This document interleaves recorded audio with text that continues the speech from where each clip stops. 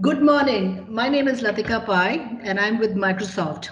Today, with us, we have the founder of IAM, Guillaume Paulo. And Guillaume Paulo has been, a very successful as a techropreneur. And I'm very happy to say that he's part of the Emergex program of the Highway to 100 Unicorns from the Philippines.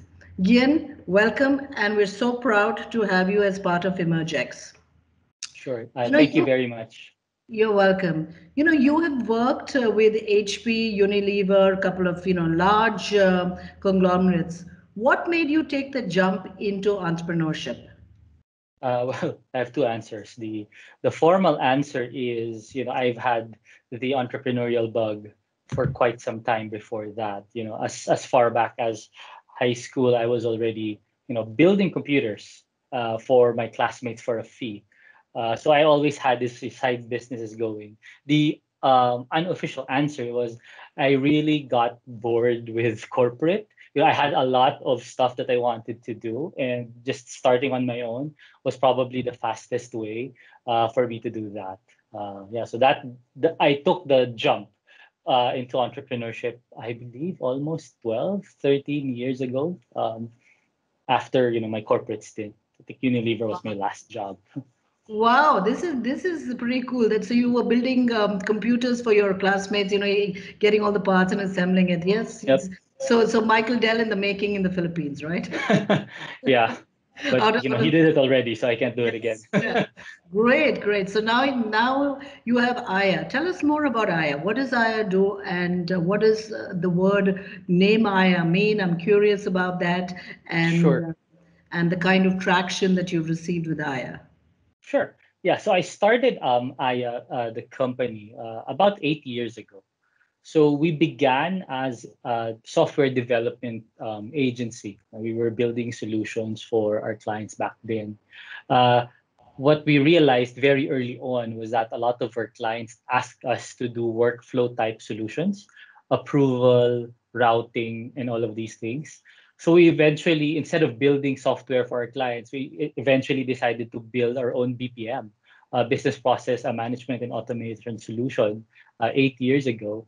It was a no code slash low code platform, 8 years before it became like in vogue, and that became the root of Aya. Moving forward, 7, 8 years later, so the Aya platform is actually two platforms. We have a chatbot or a conversational commerce platform, and we also have an RPA or process automation platform that we both built, from the ground up. And the word Aya, it started as an inside joke between us founders. Aya basically means internally, but we don't use it really. Artificial intelligence assisting humans. So that's what Ah, Aya okay. means, because that's what Yeah. we believe. Now Uh, I get it. Correct. So, when we started our automation journey 8 years ago, we were enamored with, bots replacing people in certain parts of the business process. Over the past 8 years, that actually changed. We found out that the most effective and most reliable automated processes are the ones that are hybrid solutions. There is an automated component and the human component. That's why it's an AI Age. assisting us humans. No, I love So it. I think you're absolutely spot on. I don't think there is this world of robots without humans. Any kind of process automation is only to help humans. So I love the fact that even your company name stands for it. mhm. Gian, what are the challenges that you have faced so far, and and what is the Emergex program and being a part of it mean to you? How can we help you as Microsoft in terms of your entrepreneurial journey? Sure.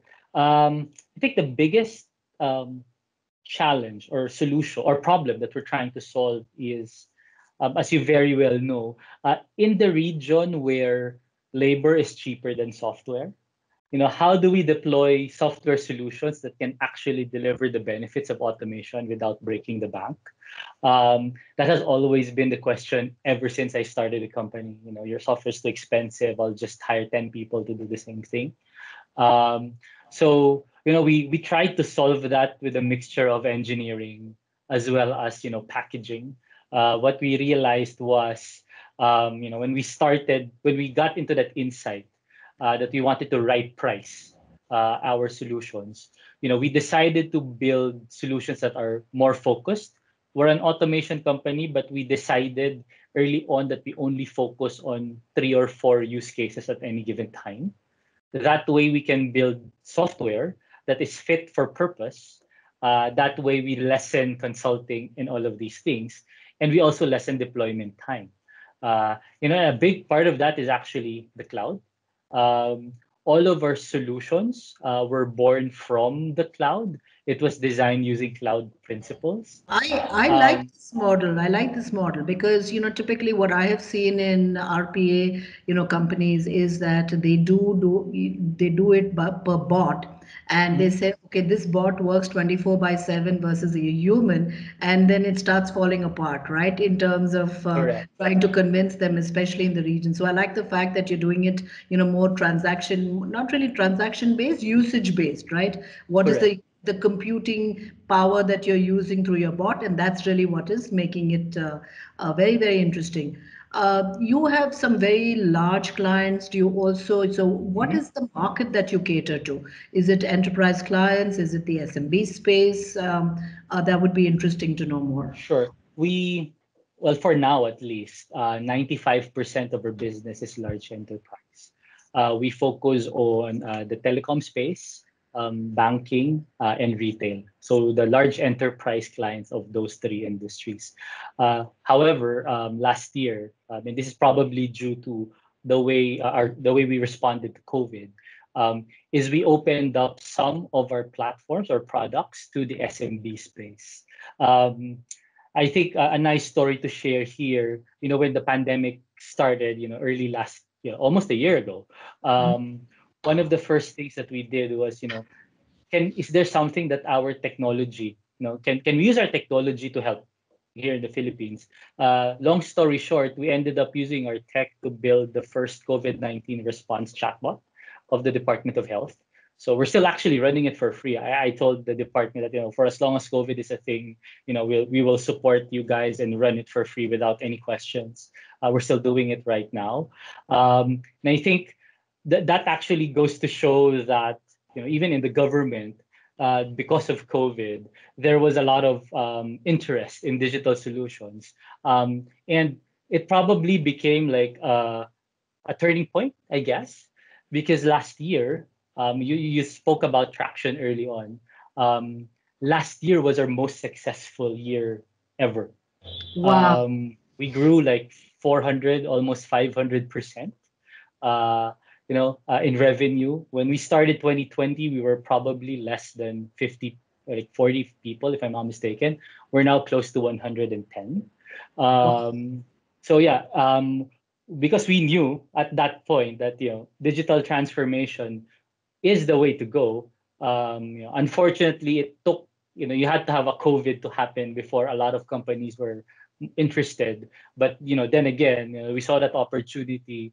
We also had to survive as a company. So we really latched onto that, and it just so happened that our technology was really a right fit. Right time, right tech, right place, I guess. So yeah. You hit the nail on the head. I have on AI again, because I think what I've also seen is that everybody was very anxious about COVID and what COVID would do, especially for startups.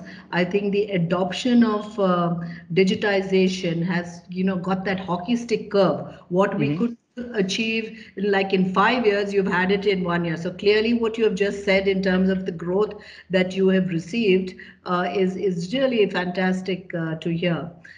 Question for you again. What are your plans right now? How do you, like I mentioned earlier, being a part of the Emergix program, Highway to 100 Unicorns, how do you see, what is the kind of help that you would look for from Microsoft, right? Are you looking to go outside of the Philippines? Are you looking for technology adoption? What is it that you're looking for, and how can we support you? Sure. Yeah. The funny story. Our first product or our first cloud platform 7 years ago was Azure. So we built, what was the core of Aya 8 years ago on Azure. So anyway, yeah. So what do we need specifically? I do plan to grow the company beyond the Philippines. This year, we're focusing on, getting market leadership position in the conversational commerce, and in, in RPA for the order to cash process. I mentioned earlier that we were focusing on key use cases. So conversational commerce and order to cash are two of our critical use cases. So we want to be leaders there, at least here in the country, in the three industries that I mentioned. However, we've already begun doing experiments in expanding to other countries. Now, we're continuously running ads and campaigns to see what next country we want to go to.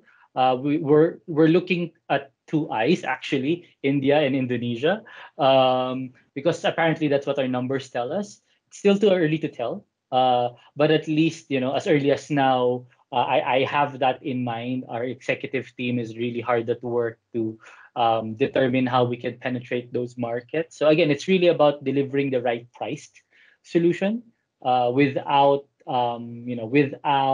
lowering the benefit of automation. And then what other help I guess we can get from Microsoft? Really, it's more of, I've always seen Microsoft as this enterprise, enterprise focused organization. Um, Microsoft has a lot of relationships with, most of the largest corporations and even SMBs in the world. So we want to partner for go-to-market, getting our solutions to in front of key decision makers. We can handle the rest. We can do our song and dance, and do our presentation and POCs, but we need help in getting us through the door. But also from a technology standpoint, I'm pretty proud that we've built a engineering-driven organization, because the only way for us to write price is to really be as efficient as we can. So we really had to code the hell out of our platform. So we were looking for serverless computing 8 years ago, but we had to contend with VMs. So good that we had functions already. So those things we had to build over time. So that's where Azure comes in. And the technical guidance in using these platforms. We definitely need that. Because although we know a lot about the engineering behind our products, we're also cognizant of the fact that we don't know everything that we need to know. So we need help as much as we can. So that's basically the things that we need from Microsoft. That's absolutely what we're here for, Gian. I think being a part of the Highway to 100 Unicorns, being part of the EmergeX winners for the Philippines, our goal is really to help you scale. And scaling comes in two ways. It comes in through technology, and how do you adopt the technology that Azure has to offer in terms of making the best in class and products out there, and of course our co-sell opportunities in terms of taking you, like you mentioned, to the enterprises all over the world, right? That really is. We want you to go beyond the I&I, right? We want you to go Correct. go global. That really is. I'm absolutely blown away with how well you've built your company, and how well you've done in the past year. I think that's just fantastic. And I would like to assure you that we are here to help you on your growth and what your plans are for the future. So congratulations, keep on that journey, and we're here to help you. And thank you for spending time with us this morning. Sure. Good morning as well, and have a wonderful day ahead. Thank you. Thank you so much.